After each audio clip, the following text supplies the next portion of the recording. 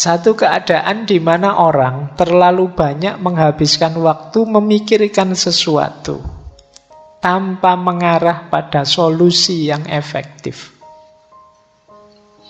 Orang overthinking itu mikir di situ terus tidak pindah-pindah, yang membuat dia stres, depresi sendiri. Jadi berpikir yang tidak perlu, yang harusnya tidak dipikir malah dipikir. Berpikir yang tidak tepat. Mikirnya jangan bagian itunya, itu di luar kuasa kita, tapi kita tetap ngeyel mikir di situ.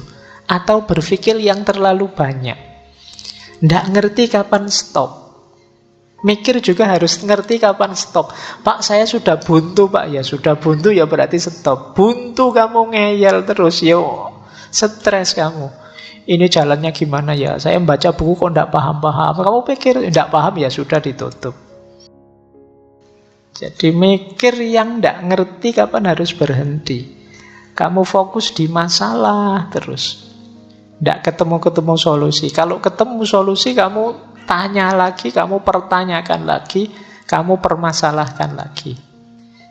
Akhirnya ruwet, jadi bebanmu.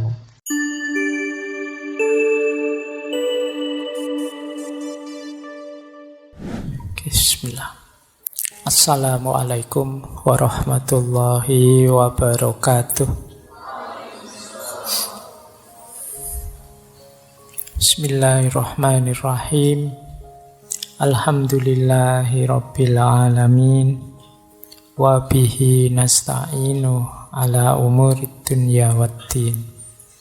Allahumma sholli wa sallim wa barik ala habibina wa syafi'ina sayyidina wa maulana Muhammadin wa ala alihi wa ashabihi wa man tabi'ahum bi ihsanin ila yaumiddin. Amma ba'du. Tema malam hari ini kita akan belajar tentang bersih-bersih.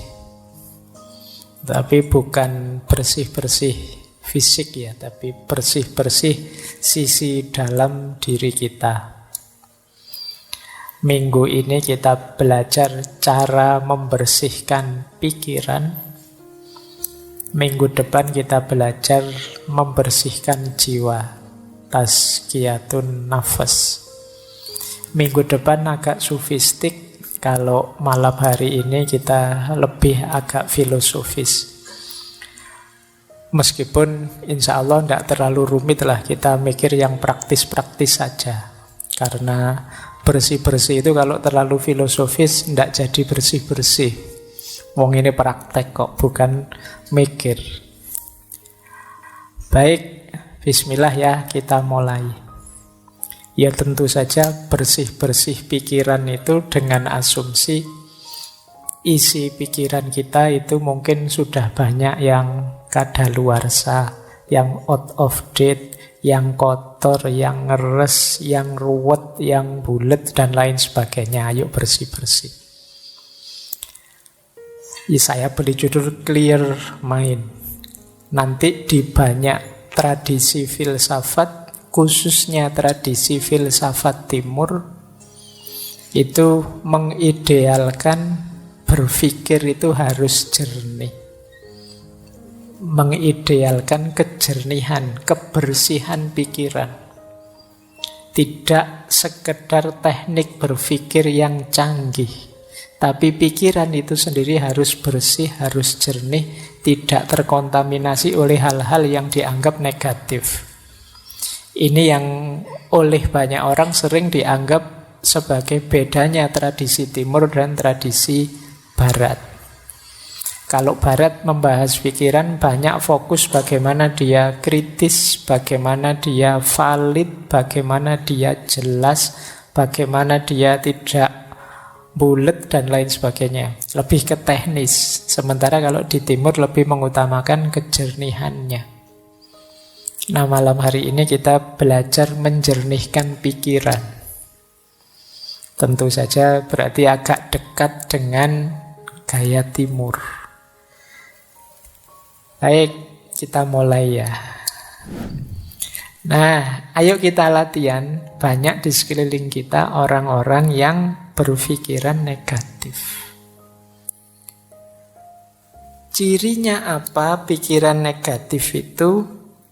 Cirinya secara umum ada 4. Pikiran negatif itu otomatis yang pertama. Datang begitu saja. Kalau orang sudah berpikir negatif, ya tidak pakai diusahakan. Sebentar Pak, saya lihat sisi negatifnya, tidak begitu. Otomatis yang muncul itu negatif sudah. Ini sifatnya otomatis. Tidak secara sengaja dirancang untuk negatif, memang wataknya watak negatif. Jadi kalian mungkin ada yang sering berpikiran negatif, sadarilah bahwa itu munculnya sering otomatis saja. Mungkin karena sering kita lakukan, sering kita biasakan. Yang kedua, pikiran negatif itu distorted. Terdistorsi. Maksudnya terdistorsi itu kalau melihat sesuatu tidak utuh, hanya dilihat sisi jeleknya saja. Misalnya ngaji filsafat ini kan kurangnya juga banyak. Meskipun bagi banyak orang manfaatnya juga ada, tapi yang manfaat tidak dilihat, yang dilihat jeleknya saja. Mungkin ngaji kok selesainya jam 10 malam, itu pun ngomong sendiri Pak Faiznya tidak ada. Nah, itu memang jelek yang bagian itu. Kemudian ngaji kok tidak ada rekaman videonya, kalau direkam suara saja, saya sering dikritik itu. Biar saja lah, biar ada jeleknya untuk mancing yang pikirannya negatif. Jadi kalau tidak begitu kan tidak terpancing, tidak kelihatan kalau pikiranmu negatif. Jadi pikiran negatif itu terdistorsi. Jadi melihat apa-apa dipotong bagian negatifnya. Orang seperti ini biasanya sulit senyum. Pikirannya ruwet, terus kalau ada apa-apa itu jadi serba khawatir, serba cemas. Karena dia menggunakan kacamata burem terus, negatif terus. Yang ketiga, obstruktif. Obstruktif itu pikiran ini menghalangi kita untuk mencapai tujuan-tujuan tertentu. Karena pikiran negatif ini akhirnya kita kuliahnya tidak bisa maksimal. Mau kuliah ke kampus bawa motor, wah di kampus itu parkirannya kacau, kalau motorku hilang gimana? Mau ke kampus naik trans, nanti naik trans itu kadang tidak jelas juga, nanti jangan-jangan aku malah telat, jangan-jangan mau bareng temen, nanti malu, nanti masuk bareng, wong punya motor sendiri malah anunya bareng. Jadi pikirannya ruwet, akhirnya tujuan-tujuan hidup banyak yang tidak terpenuhi. Itu namanya obstruktif. Menghalangi kita mewujudkan keinginan. Ini berarti pikiran itu sudah negatif sudah. Kemudian yang terakhir, pikiran negatif itu plausible. Plausible itu masuk akal. Masuk akal menurut kita yang berpikiran negatif. Kita cari saja alasan untuk melihat sisi negatifnya. Dan mesti ketemu wong alasan itu bisa dibuat. Alasan itu kan hasil karya akal kita. Seperti saya bilang tadi, pikiran itu mau kita ajak kemana saja bisa. Wong yang salah itu kita bikinkan alasan biar benar saja bisa kok. Itu yang disebut plausible. Maka pikiran negatif juga begitu. Dia didukung oleh akal kita. Benar itu, kamu tidak usah ke kampus daripada motornya hilang. Paling dosennya ngomongnya juga gitu-gitu aja. Tidak ada menarik-menariknya misalnya. Mending di YouTube saja banyak, ngapain sih? Dan justifikasinya mesti ada. Mbok kamu sampai terancam DO pun dia bisa, alah kuliah itu kan tidak nomor 1. Masa depan tidak ditentukan oleh kuliah, sudahlah. Plausible. Yang buruk, yang negatif, yang jelek bisa kita carikan argumen biar tetap bagus. Ini ciri-ciri pikiran negatif. Jadi dia ini otomatis muncul, mendistorsi realitas, menghalangi keinginan-keinginan baik kita dan kita anggap masuk akal. Padahal itu ya sebenarnya ya negatif. Jadi ayo ya dicari kalau ada makhluk seperti ini dalam diri kita, ayo dibersihkan. Jadi kok tiba-tiba kita melihat negatifnya sesuatu, coba tanya, ini memang negatif saja atau ada positifnya sih? Oh, ada positifnya sih. Cuma tadi belum sempat saya baca, tapi menurut saya yang negatif juga perlu diperhatikan. Nah, kalau ini sudah mending, sudah melihat sesuatu lebih luas. Tidak sekedar melihat negatifnya saja. Nah, coba saya bawa tabel ini menarik untuk bahan renungan kita. Seperti apa teman-teman memposisikan dirimu? Apakah dirimu sendiri itu kawan atau lawan buatmu? Orang yang negative thinking itu bahkan dirinya sendiri menjadi lawan. Menyusahkan saja kerjaannya. Ini namanya inner critics. Jadi kritikus dirinya sendiri. Tapi ini kritik dalam makna negatif ya. Ada yang inner ally. Ally itu berarti sekutu. Jadi kita bisa berkawan, saling mendukung dengan diri kita sendiri. Orang yang diri sendirinya jadi lawan, itu yang pertama, cirinya adalah yang dilihat selalu negatifnya saja dan diingat-ingat terus. Saya dulu pernah gagal, saya dulu pernah jatuh, saya dulu pernah dikecewakan atau mengecewakan orang, saya dulu. Yang diingat jeleknya terus, berarti dirimu adalah musuhmu sendiri. Tidak memberi kebahagiaan. Ciri pertama itu. Ciri kedua, dirimu jadi musuh kalau engkau sibuk dengan komentar dari luar dan hanyut oleh komentar dari luar, tidak jadi dirimu sendiri. Kamu jadi orang kayak orang bingung, wah kamu cakep loh kalau pakai baju warna putih, besok pakai putih lagi. Nanti temennya yang satu bilang, oh enggak, kalau kamu itu lebih cakep kalau mau pakai baju warna hitam. Besok beli baju warna hitam dipakai lagi. Capek kamu kalau mendengarkan komentar dari luar. Loh kalau dirimu tipe begitu berarti dirimu lawanmu sendiri. Jadi disibukkan oleh komentar pandangannya orang dari luar. Kamu posting apa terus yang jempoli kok sedikit. Sementara posting yang jenis ini yang jempoli banyak. Terus kamu pingin niru. Ternyata masih kalah dengan jenis ini. Kamu niru yang terus kamu tidak punya identitas. Yang lihat channelmu bingung. Ini channel apa tuh ya? Isinya ada nyanyinya, ada horornya, ada kamu ngikuti tren ngalor ngidul kiri kanan sesuai yang sedang in. Akhirnya malah ruwet.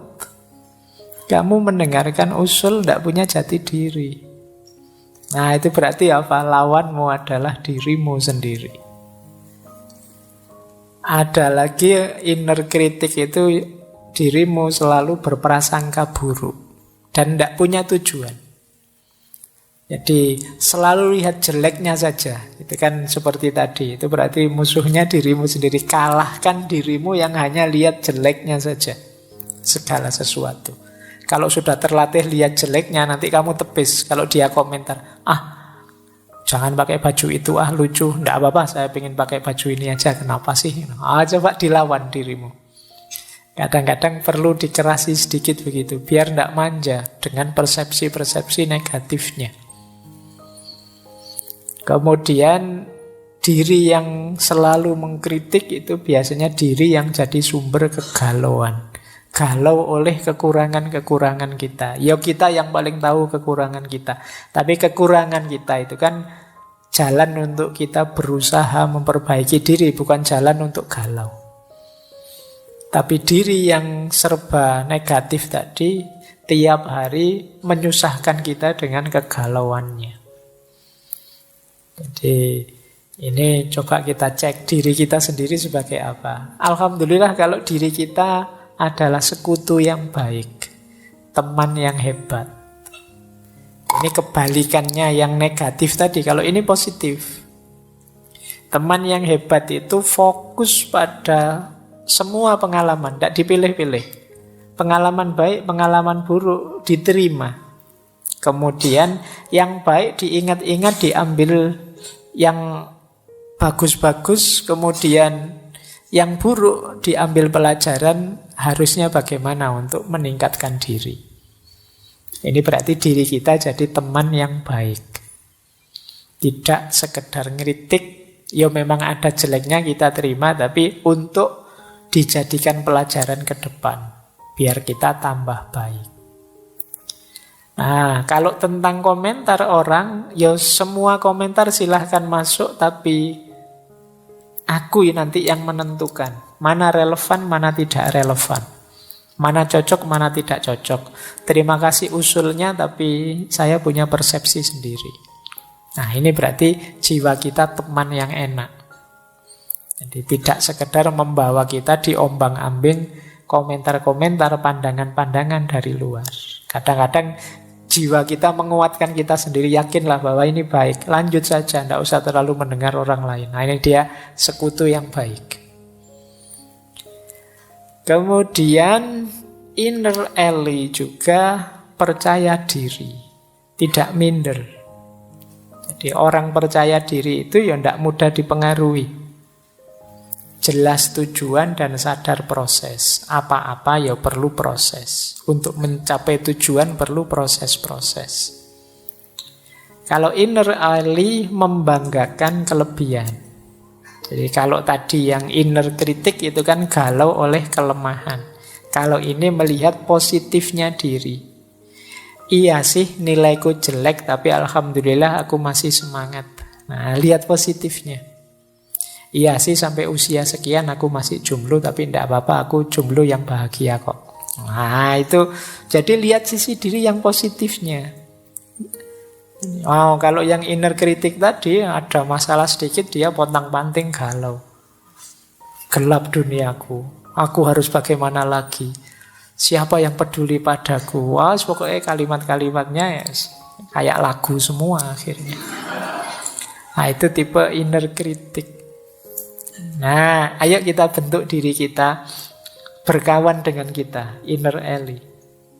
Jangan sampai kita musuhan dengan diri kita sendiri.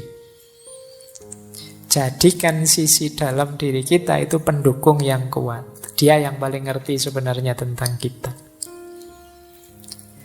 Oke, kita lanjutkan. Nah, ini ada beberapa tips untuk menghadapi pikiran negatif. Yang pertama, diakui. Ngaku saja kalau saya masih negatif pikirannya, tidak apa-apa. Karena kalau tidak ngaku ya tidak ada perbaikan. Kalau tidak terima ya tidak ada cara untuk jalan keluarnya. Tapi ayo kita terima, iya Pak, saya itu masih sering berpikiran negatif. Saya itu masih sering mikirnya jelek-jelek terus. Nah, kalau sudah ngaku, ayo coba luangkan waktu mikir sebentar. Kenapa sih aku kok berpikirnya seperti ini ya? Sumbernya dari mana? Asal-usulnya dulu gimana? Kok aku ini jadi negatif sekali? Terus coba dihitung untungnya apa sih pikiran ini untukku? Atau alasannya apa? Buktinya apa kalau pikiranku ini benar? Atau jangan-jangan hanya ketakutanku saja? Terus tanyakan juga, apa pikiranku ini sudah tidak teratasi, tidak bisa diubah? Mestinya ya bisa ya. Atau aku perlu tidak bantuan orang lain untuk mengatasinya? Nah, coba dijawab pertanyaan-pertanyaan ini untuk menyingkirkan pikiran negatif. Kalau sudah tuntas menjawab, ketahuan asal-usulnya, langkah ketiga yaitu reframing. Kita frame ulang. Kalau tadi melihat sisi negatifnya, sekarang saatnya melihat sisi positifnya. Nah, tema malam hari ini kan bersih-bersih pikiran negatif. Antara lain caranya ini. Kita akui, kita uji, dan kita bikin frame ulang yang positif. Jadi nanti kita masuk bulan Ramadan, perspektifnya sudah jernih, sudah positif. Oke, nah ini pikiran positifnya. Cara untuk melatih berpikir positif adalah yang pertama, ayo mengenali kelebihan-kelebihan dan keberhasilan-keberhasilan kita. Tidak ada orang itu yang hidupnya negatif terus. Pasti pernah mengalami hal-hal positif. Bila perlu ditulis. Boleh teman-teman kalau ada waktu ya, bawa kertas atau buku tulisan.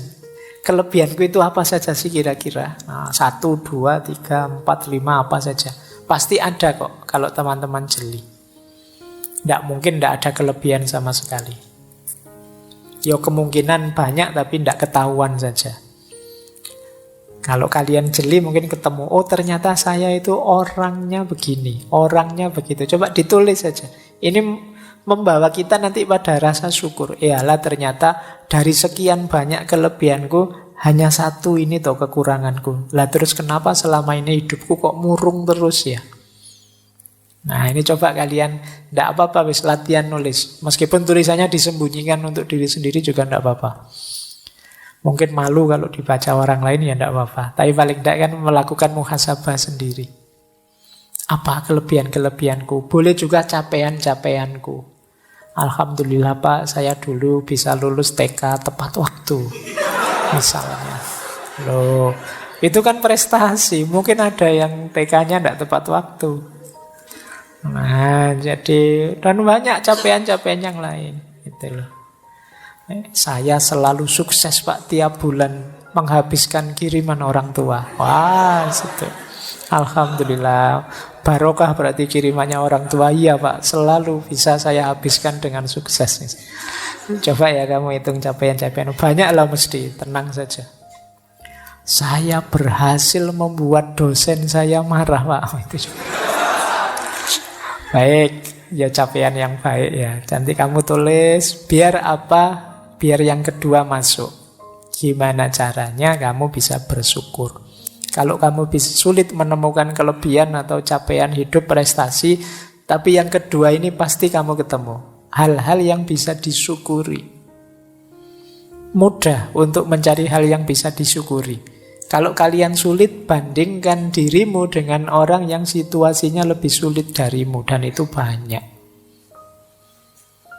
Mungkin kamu masih sehat lah, mungkin kamu masih hidup lah, mungkin kamu masih bisa ketawa lah, mungkin banyak hal yang bisa kamu syukuri. Nah ini akan banyak mengubah hal yang negatif jadi positif. Terus cari circle yang positif. Cari teman yang juga positif. Kalau temanmu negatif semua, ya lama-lama kamu terpengaruh negatif. Cari teman yang enak, diajak bersama-sama, yang mikirnya selalu yang baik-baik, membooster semangatmu. Kemudian pinter-pinter bikin afirmasi, self-talk yang positif. Ngomong yang baik-baik saja deh. Tidak hanya dengan orang lain, dengan dirimu juga begitu. Buang kalimat-kalimat yang merendahkan diri. Dasar aku ini orang bodoh, dasar aku ini orang tidak pinter, dasar aku ini orang malas. Sudahlah, ganti kalimat yang lebih positif. Jadi daripada kamu marah misalnya, dasar aku orang malas, ganti kata dengan yang lebih positif. Ah, ternyata aku ini orangnya penggemar rebahan. Nah, ya tidak apa-apa kan, bukan kalimat yang negatif. Ternyata aku orang ini yang pintar menikmati waktu luang misalnya. Nah, ya nama lainnya males. Baik, jadi ini cari self-talk yang lebih positif. Biar pikiranmu juga positif. Jaga kesehatan tentu saja ya. Kalau kamu tidak sehat ya pingin sepositif apapun ya berat. Tapi kalau kamu sehat lebih mudah. Relax, humor. Hidup jangan kenceng terus, kaku terus. Ya ada guyonnya sedikit-sedikit, tapi juga jangan guyon terus. Relax saja, santai, nikmati, mengalir saja. Hidup itu mengalir saja, mesti ada humornya, banyak yang lucu.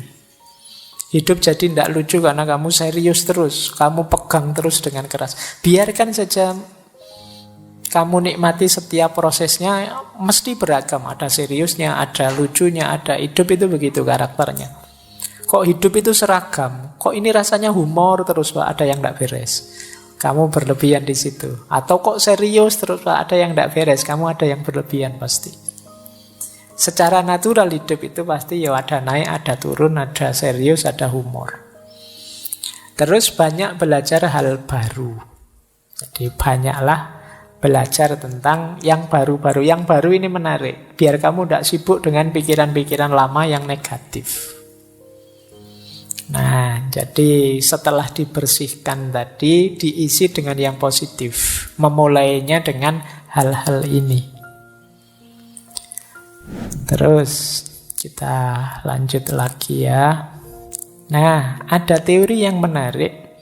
Ayo belajar dari positivitasnya anak kecil. Anak kecil itu berpikirnya sangat positif. Anak kecil itu dia ingin tahu apa saja, ingin mencoba apa saja, melakukan hal-hal yang pinter, kadang-kadang juga hal-hal yang konyol. Mereka juga bertengkar dengan temannya tapi terus rukun lagi. Mereka jatuh ya bangun lagi. Kalau gagal ya penasaran diulang lagi. Mereka bisa kecewa tapi gampang punya harapan baru. Mereka juga punya ketakutan tapi segera setelah itu mereka tetap bisa ceria, bisa gembira. Kalau sedih ya mereka nangis, tapi tidak lama terus lupa, bisa ketawa-ketawa lagi. Itu enak, nyaman kalau anak kecil. Ini yang disebut positivitasnya anak kecil. Kalau kita kan tidak. Kita setelah jatuh itu bangunnya lama. Ada putus asanya, ada mengeluhnya, ada nyanyi-nyanyinya. Panjang kita. Tidak bangun-bangun. Kalau sudah kecewa, wah kita dendamnya bisa sampai ujung dunia. Kalau anak-anak itu habis bertengkar, orang tuanya ikut belani bertengkar. Dia sudah rukun, orang tuanya masih bertengkar. Itu positivitasnya anak kecil. Jadi hidup jadi ringan. Wajar saja. Tidak ada anak kecil itu kok suudzon apa tidak ada. Ya mikirnya positif terus. Jadi pikirannya selalu positif. Nah, fakta ini menunjukkan berarti pikiran negatif itu tidak fitrah, tidak fitri. Itu buatan, pengaruh dari luar. Aslinya kita secara murni itu positif. Buktinya apa? Anak-anak yang belum banyak terpengaruh macam-macam itu sangat positif hidupnya. Tidak ada anak kecil itu yang dendam, tidak ada anak kecil itu yang putus asa, terus menganggap dunia ini gelap kalau begitu. Tidak begitu, tidak ada. Biasa saja. Mereka ya kalau ingin apa-apa ya kadang tidak terpenuhi ya nangis. Tapi setelah nangis terus ya biasa, bisa ketawa-ketawa lagi. Jadi ini namanya belajar positivitas dari anak kecil. Jadi itu tadi ya teman-teman, babak pertama kita belajar bagaimana caranya mengatasi negative thinking. Baik, alhamdulillah hujan. Yo kan positif itu kan alhamdulillah. Kamu jangan mikirnya waduh hujan ini pulangnya gimana, masih negatif berarti. Ayo yang positif lah. Baik, tapi tetap saja yang helmnya tadi menghadap ke atas.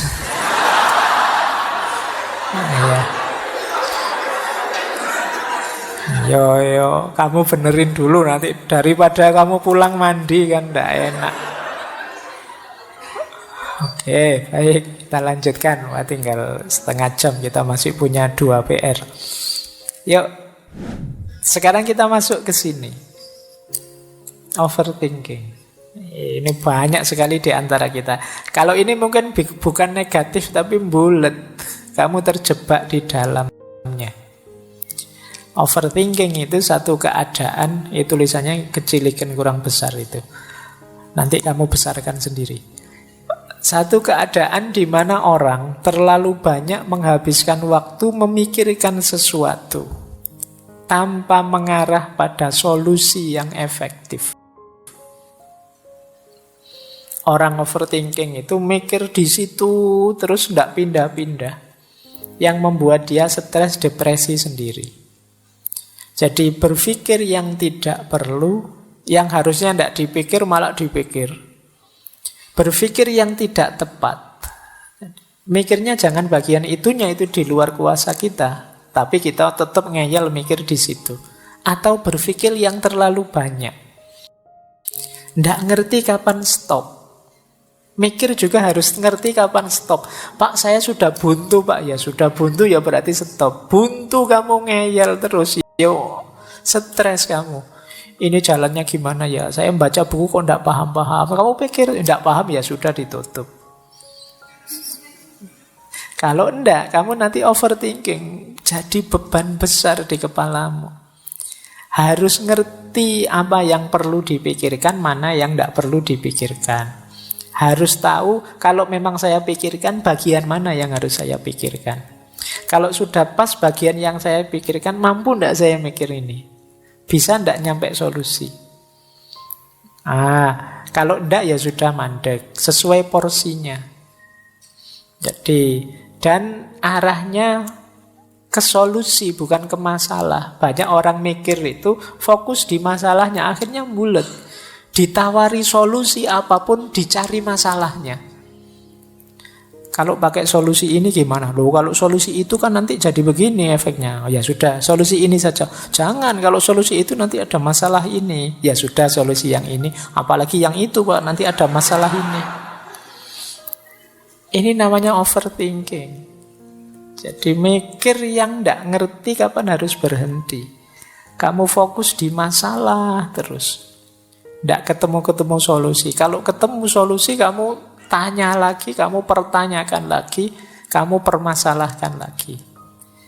Akhirnya ruwet, jadi bebanmu. Nah, ini overthinking. Semoga nanti masuk Ramadan yang overthinking bisa sembuh. Iya, karena penyakitnya anak-anak hari ini itu kan pengaruhnya medsos itu overthinking sudah. Pak, saya kok lama sekali tidak dapat pasangan, Pak. Nah, itu banyak yang mengeluh. Ya sudah, cari tidak dapat ya, Pak. Ya sudah, kamu tunggu saja. Lah nunggu sampai kapan, Pak? Sulit menghadapi orang overthinking itu. Baik, kita lihat ya. Saya langsung saja ya, ini waktunya masuk ke solusi menghadapi overthinking.